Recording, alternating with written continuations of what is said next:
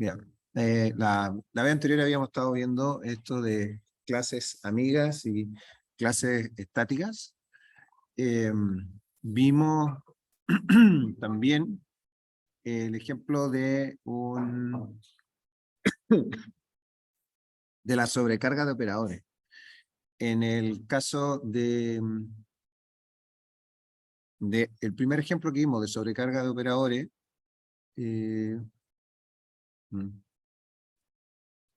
no.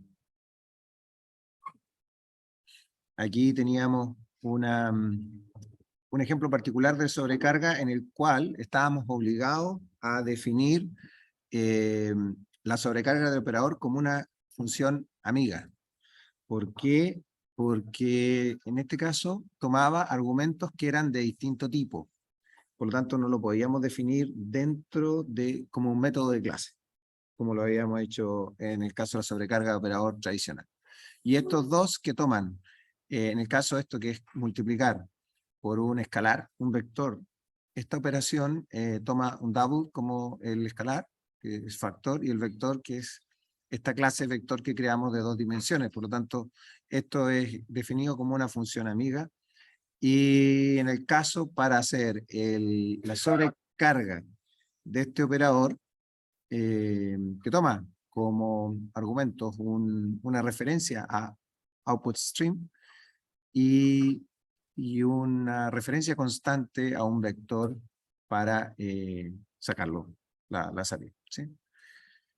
Y aquí está la implementación de la sobrecarga normal y en este caso la sobrecarga que se hace como una función externa, ¿no?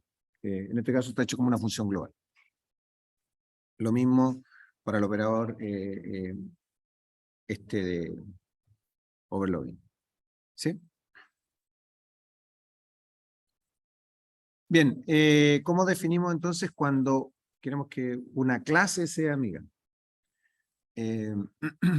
Entonces, yo estoy definiendo mi clase y aquí se declara una clase como amiga. ¿Y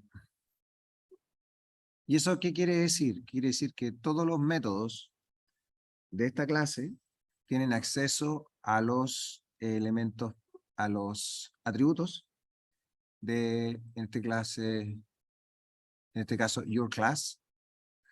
Your other class tiene acceso a top secret, por ejemplo, dado que está definido como clase amiga.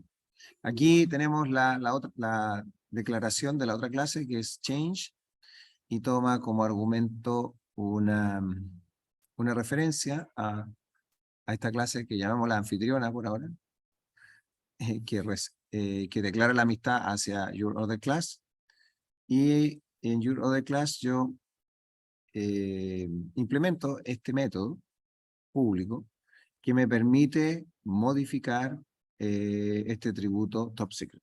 ¿Sí? Hay que tener, lo primero entonces, hay que tener cuidado a quien declaro la amistad, puesto que aquí hay una puerta para modificar atributos privados, y eso puede ser un problema de seguridad, ¿no? De seguridad o de limitar el control de acceso por razones para evitar errores innecesarios. ¿Sí? Las clases friend. Bueno, como lo había preguntado Sven, la clase pasada, la amistad no es mutua, la amistad no se hereda, y la amistad es importante la sobrecarga del operador para la escritura en pantalla, pues en este caso no podemos agregar sobrecargas a clases estándares. ¿Sí? No podemos agregar como métodos de la clase. ¿Sí? Así que tiene que ser con función global y por lo tanto para tener acceso a eso se tiene que hacer vía la amistad. Bien, vamos a cambiar un poco static. Que si ustedes se acuerdan, en C también está la declaración de static. ¿Qué se acuerdan ¿Qué significa utilizar el modificador static en C? Que esa variable, supongamos que una variable, se almacena en la memoria estática. ¿Qué quiere decir eso?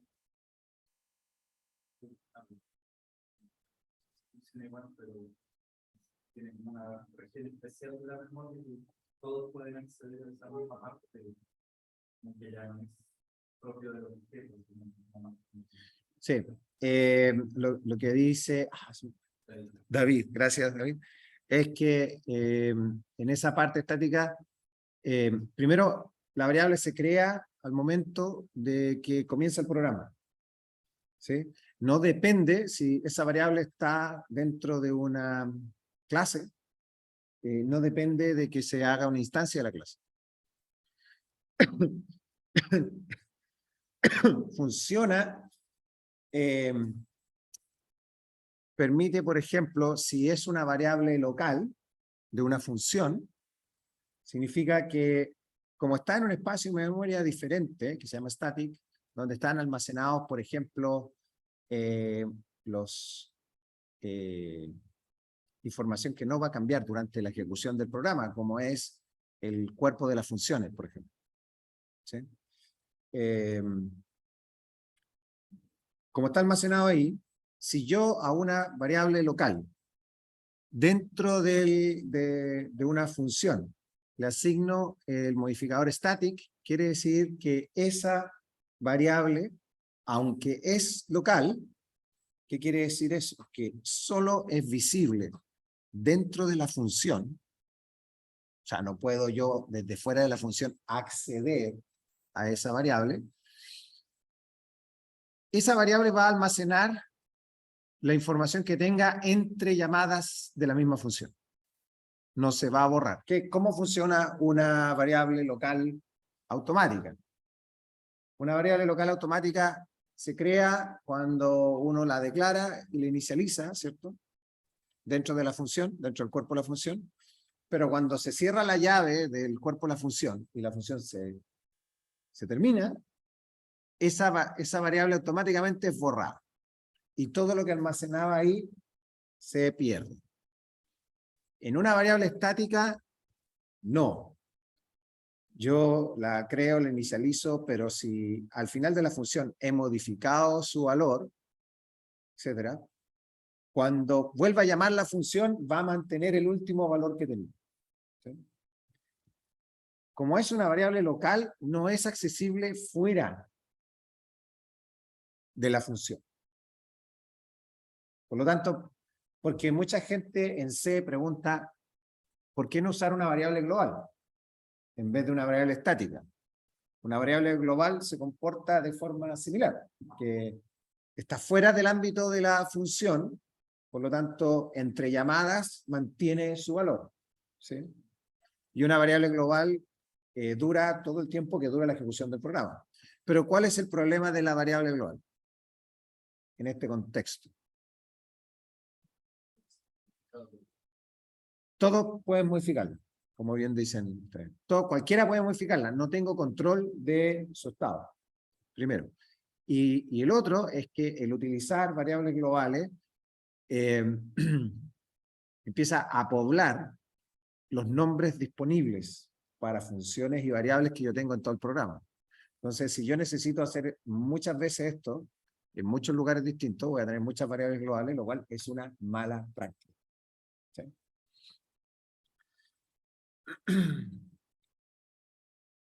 En el caso de cuando estamos hablando de una variable estática que es un atributo de clase, también conserva, en este caso, ustedes los pueden ver porque una clase es una definición, ¿cierto? Con su implementación, etc.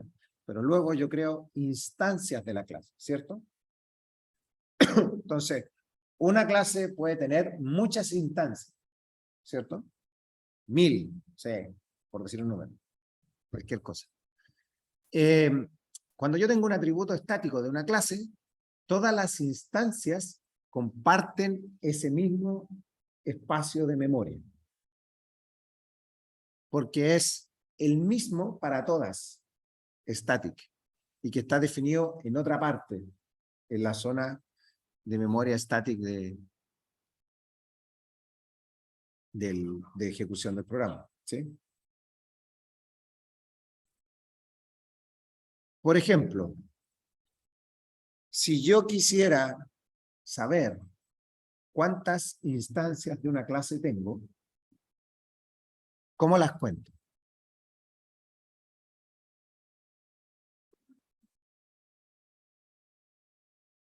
Eso claramente es un tema que funciona en tiempo de ejecución, ¿sí? Porque puede incluso haber una variable ingresada por el usuario que me diga cuántas instancias se van a crear, ¿cierto? Así que una forma de hacerlo es con un atributo estático. Y cada vez que yo llamo al constructor de la clase, incremento ese contador. Y cada vez que llamo al destructor de la clase, lo decremento.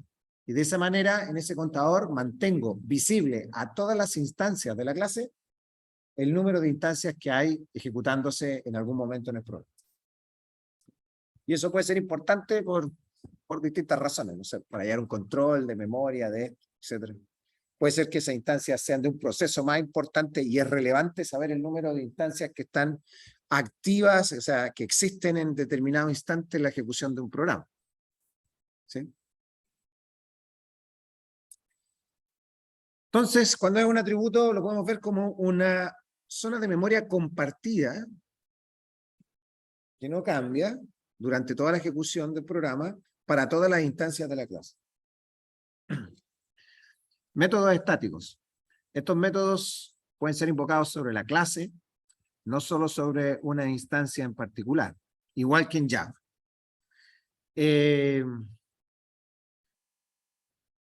Java, como todo, era un objeto y queríamos tener nuestro main, teníamos que hacer static el método main para no tener que crear un objeto y en ese objeto, en esa instancia del objeto, llamar al main. Es decir, main fuera accesible sin necesidad de crear una instancia de la clase. Aquí es igual. Además, los métodos nos permiten acceder a los miembros estáticos de la clase. Método estático a miembro estático. Los métodos estáticos solo pueden acceder a atributos estáticos. Como es natural, porque si fueran atributos de la clase normales, no existen necesariamente.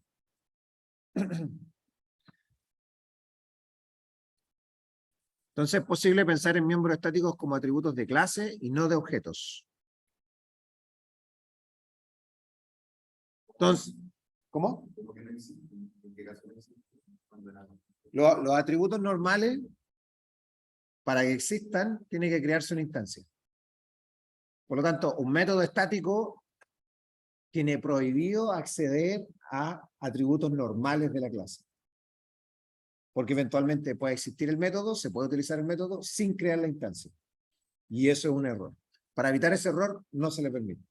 Los atributos estáticos, perdón, los métodos estáticos solo pueden acceder a atributos estáticos.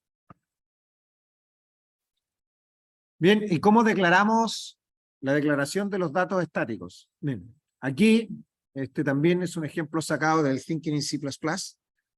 Tenemos un programa que concentra todo, digamos, la declaración de la clase y su implementación, para hacerlo más fácil de leer. Entonces declaramos una variable global X, que además está inicializada en 100, una variable entera. Nuestra clase tiene dos atributos estáticos, que es entero X y un Y, ambos enteros. Tenemos un método que imprime los valores de X e Y por pantalla. ¿Sí? Cuando yo inicializo, bueno, ¿cuál es el problema de tener un atributo estático? El problema de tener un atributo estático es que puede existir sin la instancia, ¿cierto? Por lo tanto, no lo puedo inicializar en el constructor, porque el constructor solamente se llama cuando se crea la instancia. Entonces, tiene que ser inicializado fuera del constructor. Y para eso, la notación es esta, como una especie de variable global. Entero, el ámbito, ¿no? Con el operador de ámbito, with static, x igual 1. Luego, fíjense ustedes que la siguiente inicialización del atributo estático lo hace para i, with static, pero x no lo modifica. En esta situación, la pregunta es, ¿cuánto vale x? ¿1 o vale 100?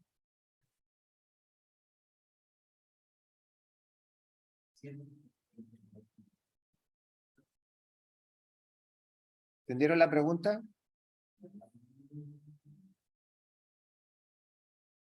Aquí hay como una colisión de nombre. O sea, no hay colisión en realidad, pero para nosotros sí la hay.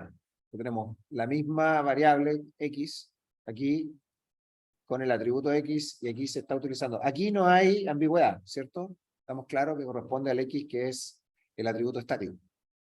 Pero en esta otra situación, donde ocurre esta asignación, pregunta, ¿cuál de los dos se utiliza? ¿Es el valor 1 o el valor 100 de la variable global? Debiera ser el estático. ¿Por?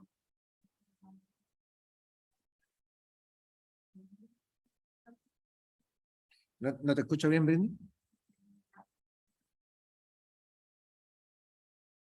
Sí, pero esto es la inicialización de atributos estáticos solamente. No es una función, es solamente inicializarlo.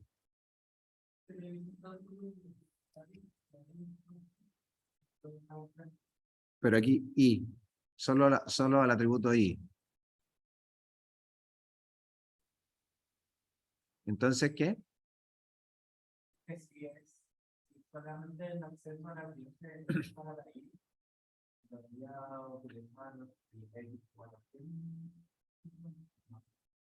Pues eso en realidad, aquí esto es una decisión que tomaron los diseñadores del lenguaje. Y la respuesta es, bueno, la respuesta es, veámoslo, y el compilador nos lo diga, digamos, que suele ser la respuesta correcta. Entonces, ¿cómo se llama? Static int.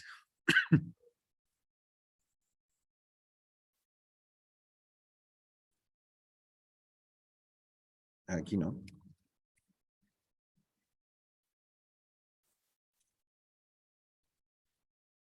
Static int. Bien.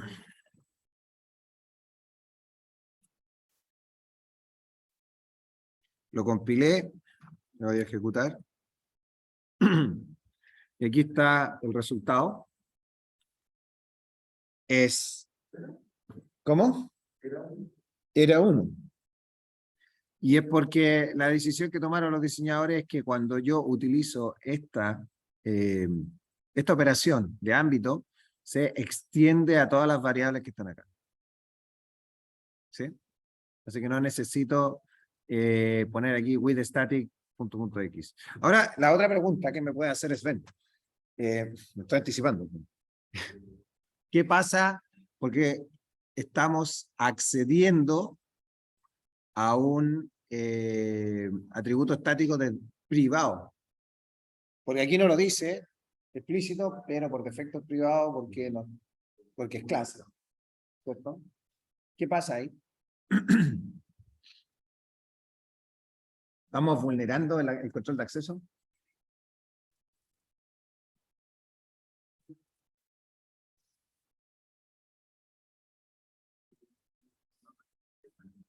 ¿Cómo va a ser privado? Privado de quién? No estamos llamando a ninguna instancia y lo estamos haciendo dentro del ámbito de la clase. O sea, fuera de este lugar no se puede cambiar. No se puede inicializar. se puede cambiar por algún método, pero esto es para inicializarla en caso de que la instancia no haya sido creada. ¿Sí? ¿Sí? Y si efectivamente quisiéramos ocupar el otro eje, Si quisiéramos ocupar el otro, lo ocupamos así tal cual como está acá, sin esta operación de ámbito, de scope.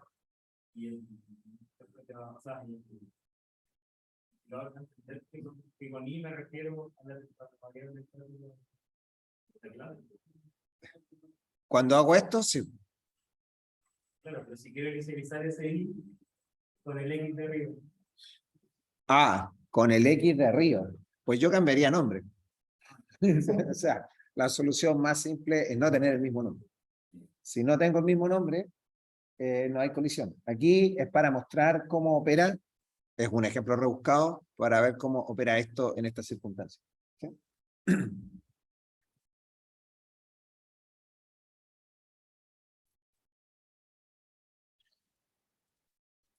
Bien, vamos a ver un ejemplo entonces de cómo constamos instancias. Un atributo, me comí la E, estático, es como un espacio de memoria compartida entre todas las instancias de una clase. De una clase.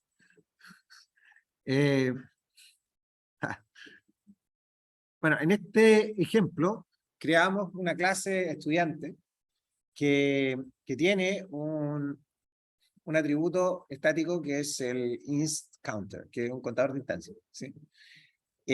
Tenemos el constructor que aquí está definido inline, con su implementación inline, que tiene instCounter++, ¿no? Aquí lo incrementa.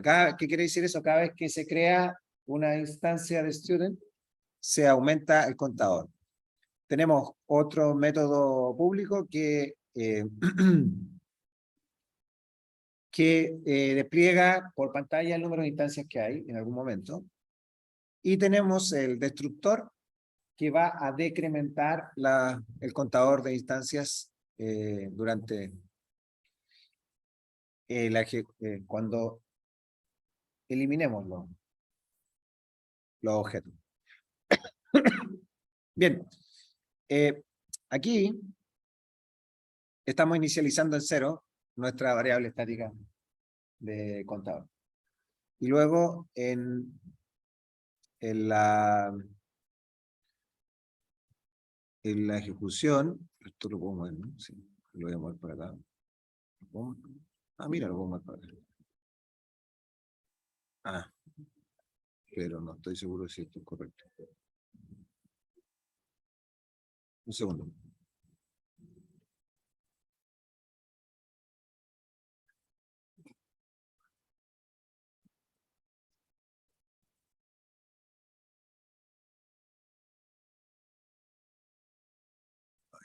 Ya.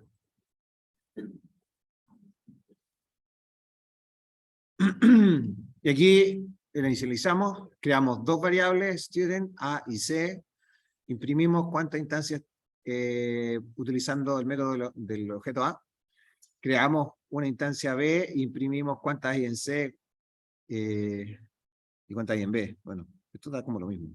Aquí me equivoqué en escribirlo, pero veamos el código. Nano, ¿cómo se llama esto?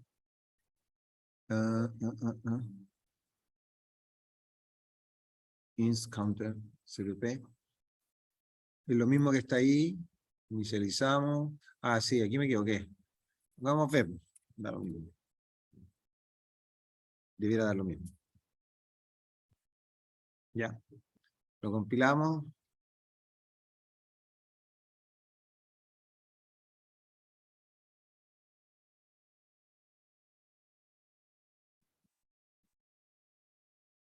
Entonces, en la primera llamada, hay dos instancias porque se ha creado el estudiante A y C. En esta llamada A.print, después creamos el estudiante B y llamamos B.print instancias y prime 3 y C.print instancias. ¿Cómo está aquí?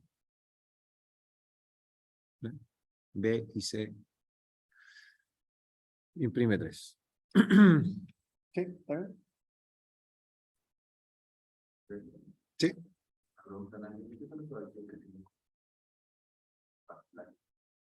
Archivos que tienen backlash.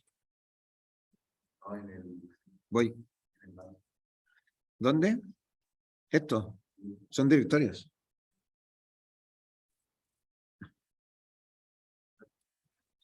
Estos son todos los directorios que tengo en este subdirectorio. ¿Y por qué? Porque, bueno, si tú has bajado las clases, yo tengo un árbol de directorio en cada clase, donde está almacenado el JavaScript, la figura, etcétera. ¿Sí? Es para eso. Ya. Métodos estáticos. Usamos métodos estáticos para permitir el acceso público a miembros de datos estáticos sin necesidad de instanciar la clase. ¿Sí? En este caso, por ejemplo, la misma idea anterior de tener el contador de instancias dentro de la clase, y tenemos este método que nos permite obtener cuál es la cuenta que lleva. ¿Sí? Y con eso podemos usarlo sin necesidad de crear una instancia en particular de la clase. ¿Y cómo funciona esto? Al principio tiene 0, suponiendo que este contador ha sido inicializado en 0, y creamos 2, y ahora nos entrega 2, y este es el mismo valor. En el primer caso aquí, estamos utilizando el método sin instancia. ¿Se fijan? Student, .get, instance count, etc. En esta última línea, estamos utilizando el método de la instancia S1. Es el mismo método, pero lo estamos llamando a través de la instancia. ¿Se entendió?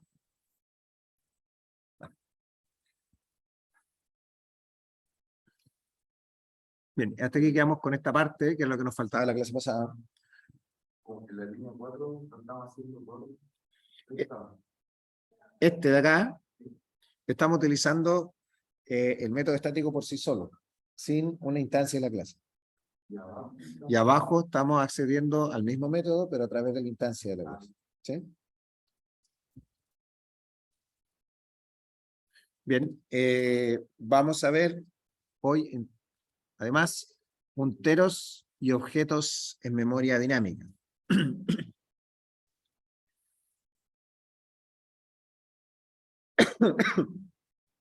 El heap es un espacio de memoria que se utiliza a pedido. Se diferencia del stack porque el stack funciona como una estructura de datos stack, es decir, LIFO, last in, first out, ¿cierto? Por lo tanto, el orden en el que se accede a la memoria del stack está determinada por esa política, LIFO. Si yo meto una variable ahí, la última en salir es la última en entrar es la primera en salir. Y así, y todo lo que entra en el stack opera de esa manera y está ordenado. En el heap es un espacio de memoria con acceso aleatorio, de random access, es decir, que yo creo algo en el heap y lo puedo borrar, y después creo otra cosa y a lo mejor comparte la memoria que usé antes. No necesariamente hay un orden tan claro como en el stack. El heap se utiliza en tiempo de ejecución. En tiempo de ejecución uno lo pide y en tiempo de ejecución uno lo devuelve. Tal cual. Y es responsabilidad del programador hacerse cargo de esas dos funciones. En esto es similar a C, la sintaxis es diferente, pero es similar a C en ese sentido. Entonces, cuando creamos un objeto, en este caso, estamos creando una variable entera que va a estar alojada en el heap, utilizando el operador new. En este caso, estamos creando una variable entera de tipo int en el heap, y el new lo que nos entrega, nos retorna este operador, es la dirección de memoria de lo que nosotros creamos en el heap. Sea lo que sea. En este caso, un entero, 4 bytes, la dirección a donde está alojado ese entero. Y se almacena, en este caso, en un puntero. ¿El puntero dónde está? P. ¿P dónde está? ¿En el stack o en el heap? P. P está en el stack. El entero, que no tiene nombre, que es un espacio donde efectivamente está almacenado el entero, está en el heap. Entonces, esta separación de el nombre de mi variable y dónde almacena lo que está en mi variable en espacios distintos de memoria, puede primero producir confusión y segundo puede hacer que se nos olvide borrar la memoria. Porque P, como una variable puntero, el tipo puntero, está en el stack, por lo tanto es una variable automática de la cual yo no me tengo que preocupar de borrar. Sin embargo, el espacio al que apunta P sí me tengo que preocupar de borrar. ¿Sí? ¿Cómo se diga cuando tenemos fugas de memoria? Memory leak en inglés, fugas de memoria en español, eso sí, ¿no? Una fuga de memoria. No, pero el más que no hay programas cerrados, con pequeños espacios de memoria. Ah, no lo sé. No, no sé. No recuerdo. Ah, entonces un memory, un profiler. Sí, eso profiler te dice cuánta memoria está utilizando y CPU, recursos en general, y probablemente va a avisar si tiene alguna fuga de memoria. Sí. Pero no es parte del lenguaje. Ya. Aquí, cuando declaramos P, que apunta a un espacio entero, ahora, si hacemos esto, asterisco.p igual 25, quiere decir que tenemos en el espacio de memoria, en el heap, almacenado el entero 25. Y cuando nosotros imprimimos esto, por pantalla, va a imprimir 25. ¿Sí? Nada muy diferente a lo que habíamos visto en EDA hasta ahí. Bueno, en EDA era distinto, porque nosotros en EDA no usábamos new. En C utilizábamos malloc. ¿Sí? Ya, asignación dinámica de memoria. ¿Qué quiere decir esto? Crear objetos o tipos básicos en zonas de memoria asignadas en tiempo de ejecución. Y para ello se usa el comando new. En Java, esta era la única forma de crear objetos. En C, hemos visto que los podemos crear en el stack, los podemos crear en el heap. ¿Y dónde más los podemos crear? Estático, también. En los 3 lugares de memoria, exactamente. Los objetos creados con new son almacenados en el heap. Los objetos creados en el heap permanecen hasta que son removidos con el operador de delete. O sea, tenemos que explícitamente borrarlo. O bien el programa del mismo. Lo saca del Kill, no lo sé.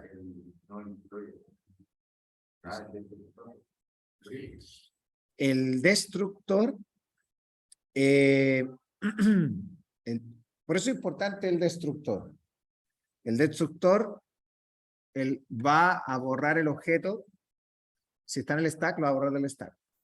Pero si el objeto contiene elementos que están en el heap, tú tienes que hacer un destructor que manualmente borre lo que está en el heap. ¿Se entiende lo que dije? Recuerden que cuando yo creo algo en el heap, no tiene el nombre de una variable. O sea, si yo creo un objeto en el heap, lo vamos a ver, no se va a llamar student o A, por ejemplo, variable A. Ese objeto no va a tener ese nombre, sino que va a haber un puntero que apunta a un objeto del tipo student en el heap, que no tiene nombre. Entonces, ese destructor se tiene que llamar a través del puntero. ese puntero es independiente. Por ejemplo, un puntero para crear una el puntero que hablamos es independiente de ese puntero. Es lo mismo. Crea un puntero para hacer un animal. No, lo que pasa es que cuando yo creo memoria en heap, utilizo este operador que me retorna un puntero, o sea, una dirección de memoria. Para poder manipular eso, yo necesito un puntero del tipo correspondiente. Es decir, si aquí creo student, que es un objeto, acá tengo que tener un puntero student, ¿vale? Tiene que haber esa concordancia de tipos. Si no, esto no funciona. De la regla el más grande de izquierda, como lo hacemos ya, era el nuevo long int a la izquierda, new int.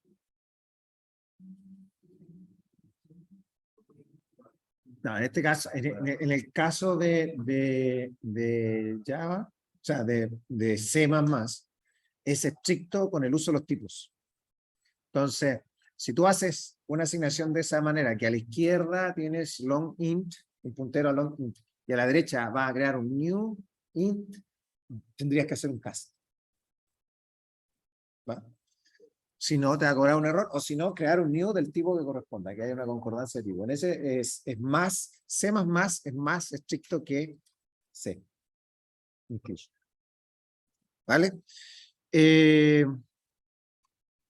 Debemos remover explícitamente el objeto del heap. Si no lo hacemos, provocaremos una fuga de memoria. Y operadores news y delete. Aquí llamamos al constructor de student. Fíjense ustedes que no existe el nombre del objeto como variable.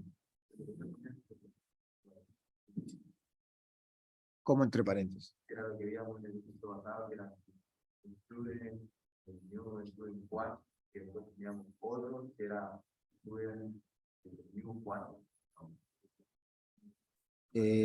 No, es que así cuando hacemos eso, es cuando lo hacemos en el stack. Estamos invocando el constructor con un nombre y eso es en el stack. Cuando lo creamos en el heap, utilizamos new y tenemos un puntero, pero no tenemos el nombre de este objeto tal cual. Y tenemos que borrarlo utilizando delete y el puntero que apunta a ese espacio de memoria. El operador delete invoca al destructor, elimina el objeto y libera el espacio de memoria en el heap. ¿Sí? En C no existe delete, se usa free. ¿Sí? ¿Se acuerdan? New en funciones. Si se crea un objeto en el heap dentro de una función, lo más probable es que haya que eliminar el objeto al interior de la misma función. ¿Por qué? No, una función cualquiera. Recuerden que C++ es orientado a objetos, pero también admite sin orientación a objetos.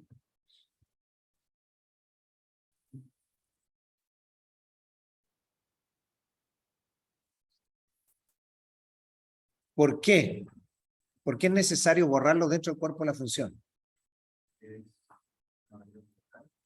¿Cuál es la variable local? El puntero PS es una variable local. Eso significa que se crea aquí, en esta línea de código, y luego cuando se acaba la función, se borra esa variable local, que está en el stack, que es PS. O sea, si es que esto no está, ¿vale? Entonces, ¿qué pasa ahí? El espacio de memoria de student, donde apuntaba PS, ya no tiene ningún puntero, es inaccesible, no sabemos dónde está. Y no lo podemos borrar.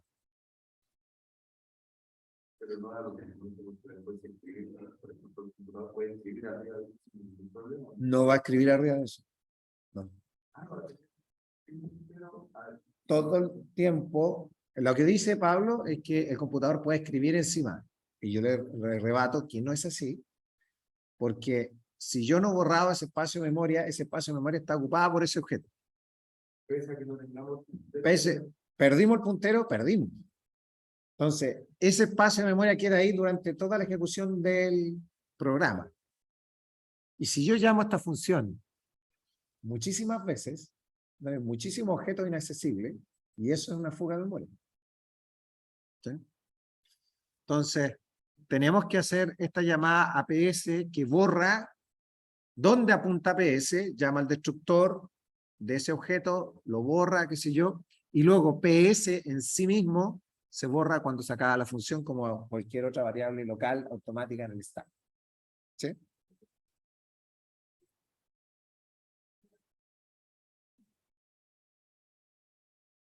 Direcciones retornadas por funciones o métodos.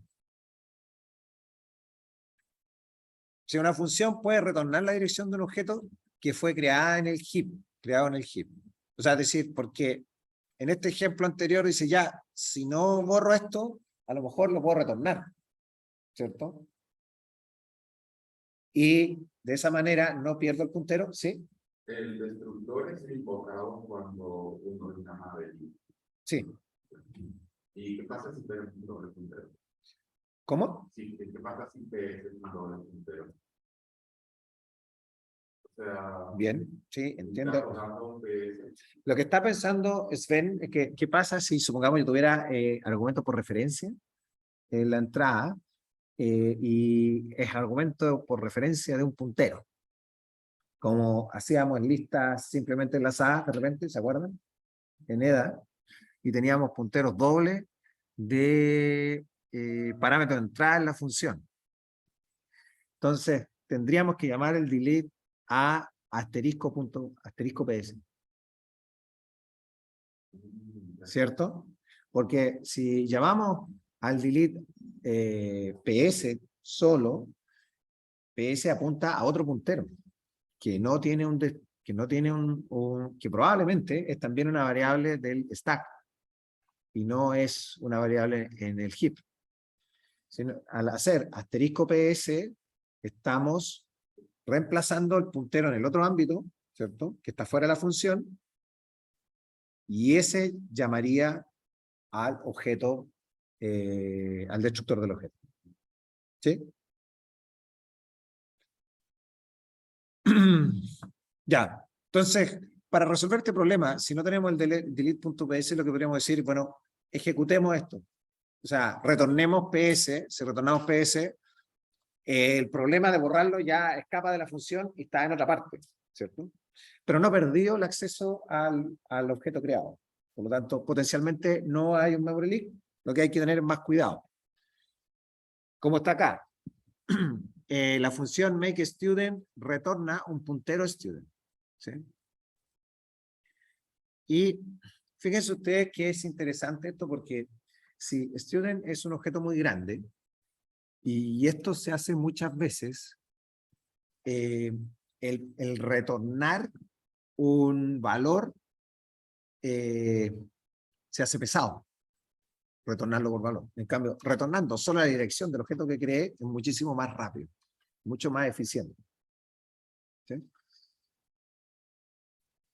Y al llamar la función se recibe un puntero que se almacena en una variable del mismo tipo, que es lo natural. Tenemos que crear un puntero fuera del ámbito de la función, PS, y este lo asignamos a lo que retorna la función.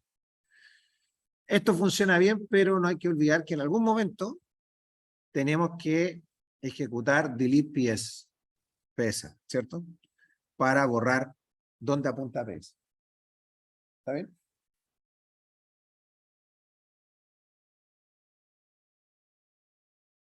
Invalidación de puntero.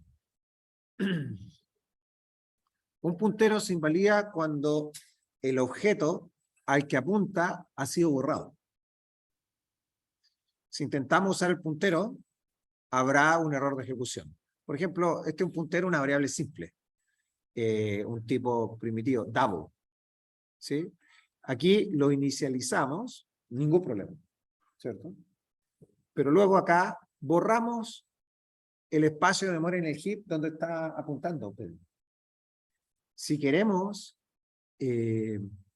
ahora asignar de nuevo PD, asterisco.pd, esto nos va a generar un error. ¿Por qué? Porque están apuntando un sitio donde no hay nada. Sí. Y cuando yo asigno un valor constante, eso no tiene espacio de memoria. O sea, acuérdense que los punteros los hago apuntar a un espacio de memoria. La pregunta que queda en el tintero, ¿qué pasa si yo tengo otra variable entera, inicializada, que puede estar en el stack? Y yo hago esto. ¿Funciona o no? ¿Se entiende mi pregunta? No debería funcionar. Pero cuando borraba, como que eran, aún así llamaba la destructor. Pero aquí no hay destructor. Aquí, porque es un tipo que no es un objeto, es una variable. Pero el computero ya es para no para. O sea, bueno, Double, bien. Otro Double. Ya, sí, gracias, gracias David, porque corrigió una imprecisión grande que estaba cometiendo. Pero, claro, así no va a funcionar de ninguna manera. La pregunta es si es que está bien escrito con una sintaxis razonable. Es decir, yo tengo aquí otra variable aquí, Double. O sea, F, igual 3.2. Y ahora, en vez de hacer asterisco PD, igual 3.2. ¿Funciona o no? En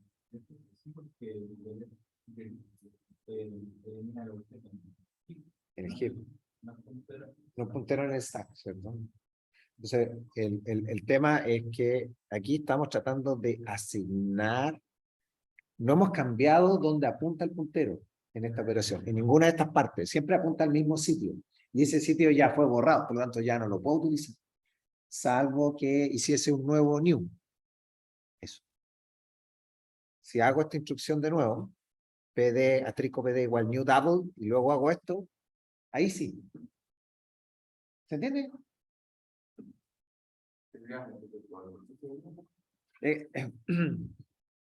El chiste está que, ¿cuál es la parte conceptual de esta pregunta? Es que aquí PD apunta al espacio que fue creado acá, ¿cierto? Y aquí PD lo que hace es llenar ese espacio. Sí.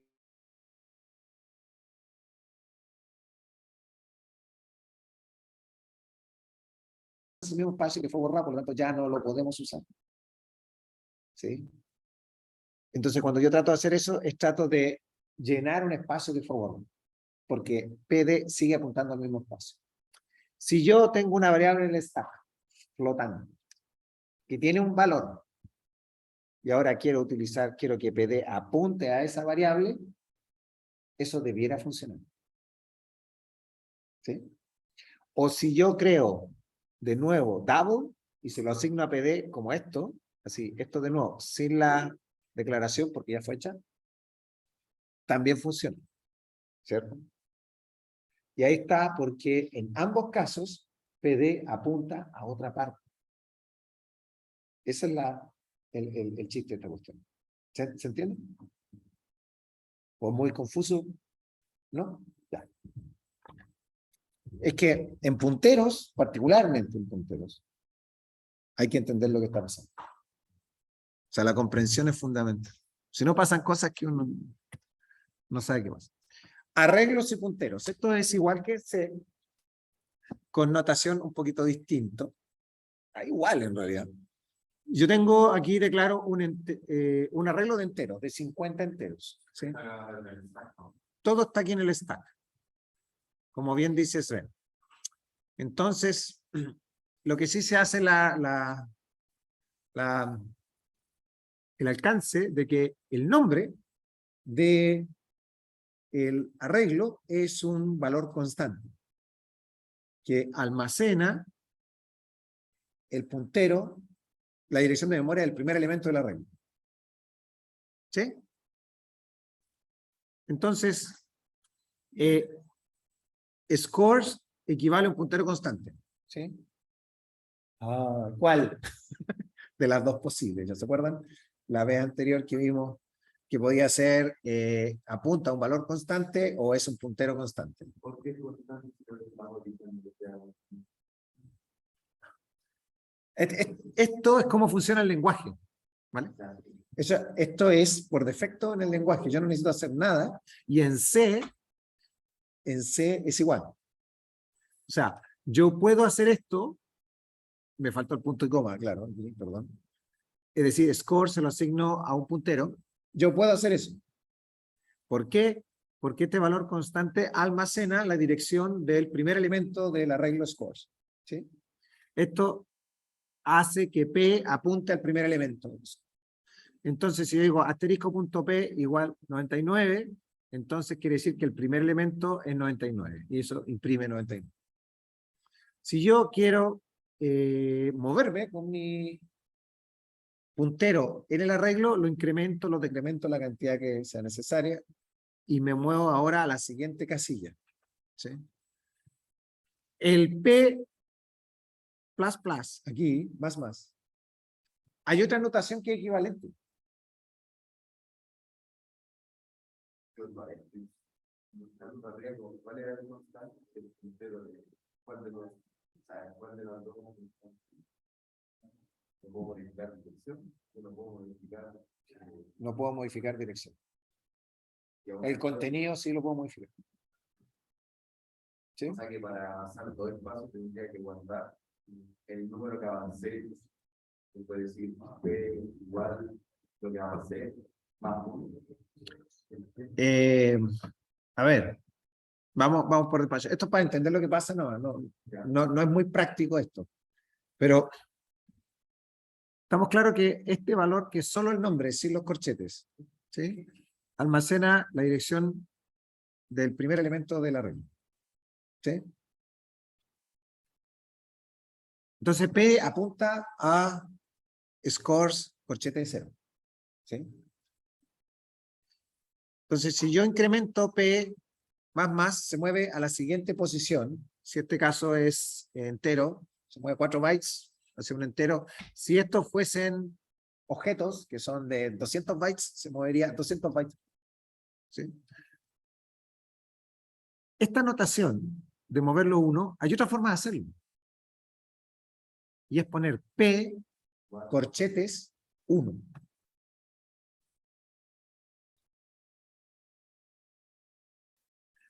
Es lo mismo, porque ahí la operación funciona.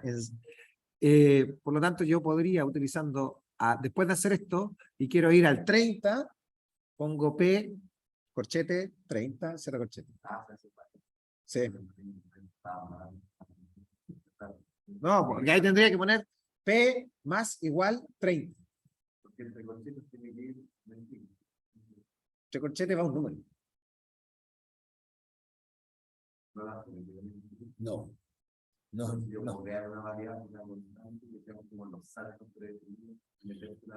Sí. O un entero que sea el Stanton, eso sí, claro. Pero no un string.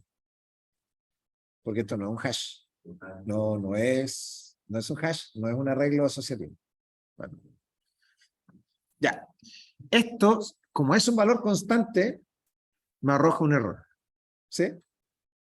¿Se entiende o no? Esto es pura abstracción. Arreglos de punteros. Aquí tenemos un arreglo que almacena en cada una de sus casillas un puntero a algo. Ese algo puede ser una variable, o sea, un tipo primitivo, entero, etc. Una variable normal. Puede ser un objeto, ¿cierto? Y ambos, tanto el objeto como esa variable, pueden estar en el stack o podrían estar en el heap. Como es un arreglo de punteros, se define de esta manera. Son 4, para hacer la figura más entendible. Entonces, con esto yo lo declaré. ¿Sí? Esto es una variable que está, es un arreglo que está en el stack. ¿Sí? Con el for, en cada una de las posiciones, a cada puntero almacenado en estas posiciones, le asigno un objeto en el heap. Esto es creación, ¿sí? Y luego, como estoy asignando en el heap, me tengo que preocupar de borrar.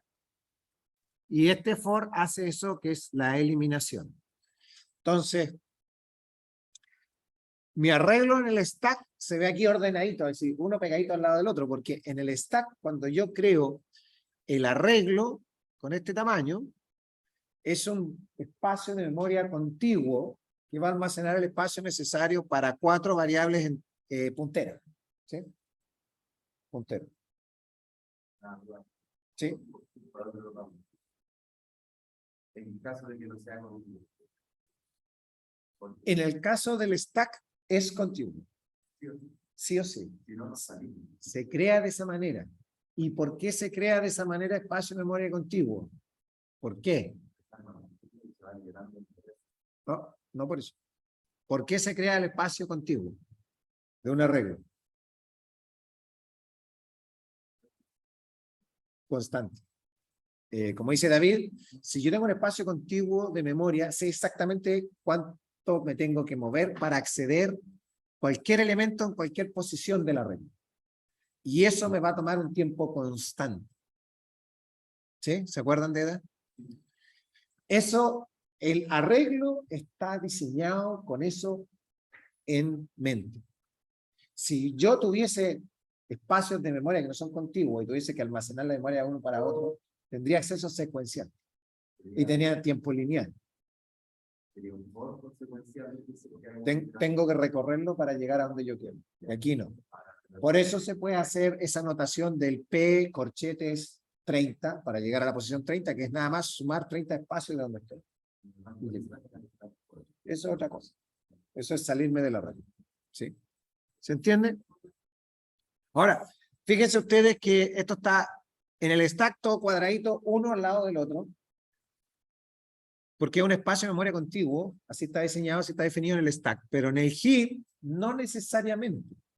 Si yo hago un for, como este que está aquí, y lo voy creando, lo más probable es que me quede uno al lado del otro. Pero yo podría eventualmente borrar uno de estos espacios y queda un hueco en medio. O sea, no necesariamente son espacios de memoria contigua en el heap, porque es una memoria de acceso a la memoria. ¿Sí?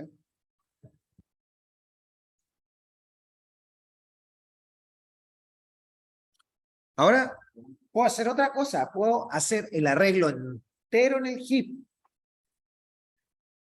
Entonces, ¿cómo hago eso? Por ejemplo, tengo un puntero a double y utilizo la expresión new y creo el arreglo en el heap. Lo interesante de esto es que aquí estoy creando el tamaño del arreglo, está definido en tiempo de ejecución.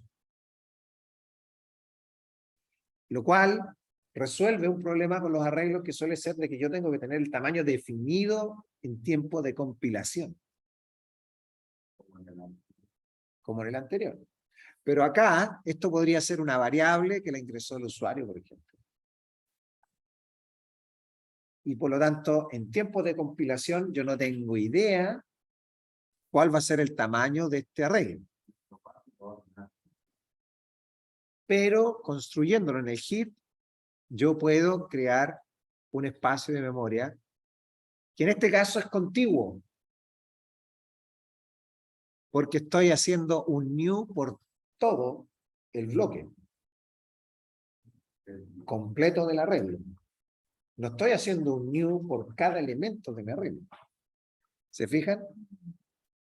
Por lo tanto, esto aquí sí crea un espacio contiguo de memoria, que es un arreglo, pero que vive en el heap y que además, cuyo tamaño yo lo puedo especificar en tiempo de ejecución, lo cual me da una ventaja por sobre el arreglo normal. Y eso sí, lo tengo que manipular con este puntero. Samples. que apunta, aquí con esta línea, apunta a la primera posición del arreglo. Ahora, esta notación de los corchetes funciona como funcionaba antes, con punteros que apuntan a un arreglo, independiente si el arreglo está en el heap o está en el stack. ¿Cierto? Por lo tanto, esto hace que sea mucho más simple de manipular. Y aquí estamos haciendo una asignación que el primer elemento entonces va a almacenar el valor 36.2. Sin embargo, igual, todo lo que nosotros creamos en el heap, tenemos que preocuparnos de liberar. Liberar ese espacio de memoria a través de delete, y la notación es esta, con los paréntesis cuadrados, samples.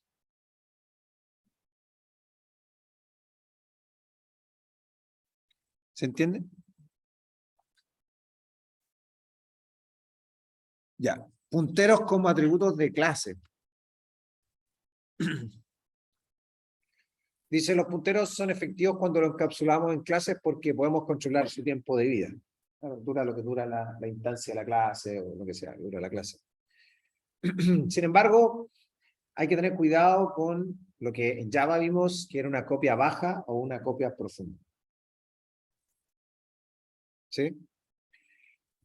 Por ejemplo, esta clase tiene un puntero a courses del tipo string y un entero que es el contador. En este caso, courses es un arreglo de string, de 50 string. Y tenemos el constructor y el destructor. El constructor tiene que encargarse de crear en el heap el espacio de memoria para, en este caso, 50. Que incluso se fijan, podría ser una variable un parámetro del constructor, de tal manera que ni siquiera tiene que ser un valor fijo, 50, sino que tiene que ser lo que sea ahí el parámetro del constructor.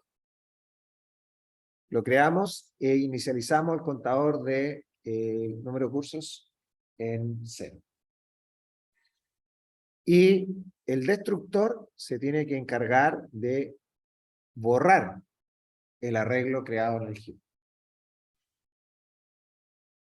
¿Sí? Pero, ¿cuál es el problema? Uno de los problemas, y lo vamos a dejar hasta aquí, hasta esta transparencia. La próxima clase retomamos. Con otro problema más y con la solución. El problema es cuando copiamos el objeto student. Y hay que poner atención en el constructor copia por defecto. El constructor copia que viene por defecto de C++. Por ejemplo, un curso asignado al estudiante X termina en la lista de cursos del estudiante Y. Si yo creo student X, ¿sí? Aquí se creó, como está acá, con el constructor, por lo tanto, tiene en sus atributos privados un puntero a un arreglo de 50 cursos, ¿no? De string. ¿Sí? Y cuando yo lo copio acá, y X, que es el constructor copia por defecto, y utilizo, vamos a suponer que tenemos este método que agrega un curso, ¿no? Y que lo va a agregar en el primer elemento de ese arreglo, al que apunta, add course elo 329. Si yo ahora imprimo esto, get course, pero con el objeto i, eso imprime elo 329.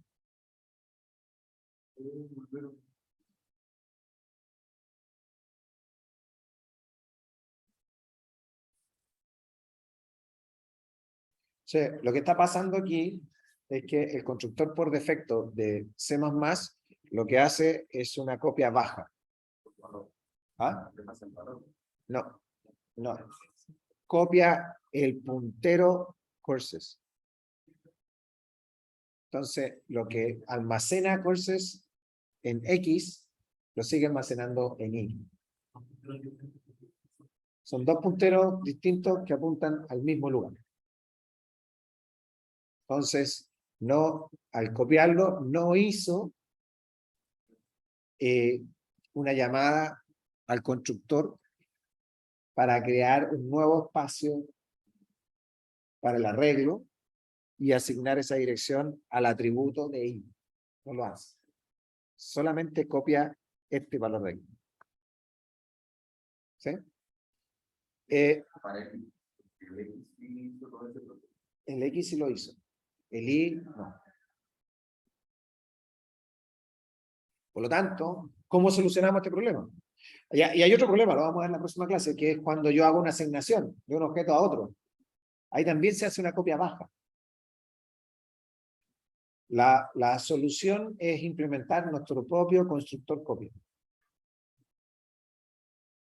Constructor copia, cuando se hace la copia del objeto, de tal manera de especificar eso, y tenemos que hacer una sobrecarga del operador de asignación.